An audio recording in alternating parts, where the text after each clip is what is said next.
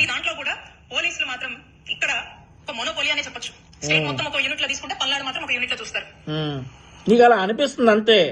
నువ్వు ఇదివరకు నువ్వు ఏం చేసినా చెల్లింది కదా. నువ్వు పోలీస్ స్టేషన్ లో పడేసి వీడియో కాల్స్ చేయించినా చెల్లింది కదా. నువ్వు పోలీస్ స్టేషన్ లో ఒక దళిత యువకుడిని కొడతా వీడియో కాల్లో చూసి అరికాళ్ల మీద కొట్టండి, మోకాళ్ళ మీద కొట్టండి, చేతుల మీద కొట్టండి, అక్కడ కొట్టండి, ఇక్కడ కొట్టండి, వాడు నా గురించి మాట్లాడతాడా అని అన్నప్పుడు మోనోపోలి అని దాన్ని అంటారు.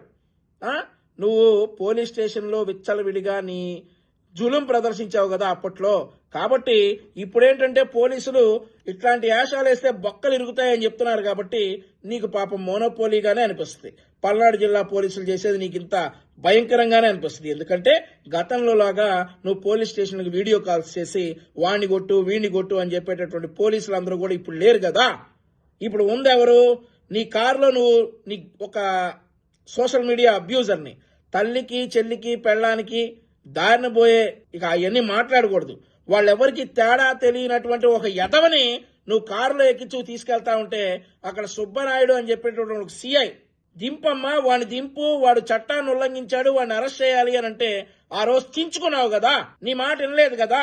కాబట్టి నీకు అనిపిస్తుంది మోనోపోలి అని చెప్పేసి. వీటిని మోనోపోలి అనరు.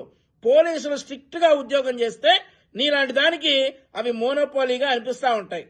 పోలీసులు కనుక నువ్వు చెప్పినట్టు వీడియో కాల్లో దళిత యువకుడిని ఇష్టం వచ్చినట్టు కొడతా, నువ్వు చెప్పి మేడం అక్కడ కొట్టమంటారా మేడం, మోకాళ్ళ మీద కొట్టమంటారా, సరే మేడం అని చెప్పేసి నువ్వు చూస్తున్నప్పుడు వీడియో కాల్స్ చేస్తే పోలీసులు నీకు చక్కగా పనిచేస్తున్నట్టు కాదు.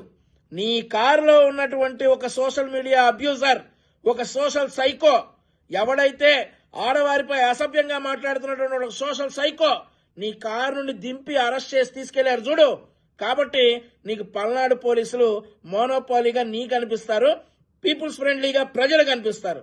సో పల్నాడు పోలీసులు గాని ఆంధ్రప్రదేశ్ రాష్ట్రంలో ఉన్నటువంటి హోంగార్డును కూడా నీకు విమర్శించే హక్కు లేదని చెప్పేసి ఈ సందర్భంగా మొక్క అయినటువంటి విడుదల రజనీకి తెలియజేస్తా ఉన్నా.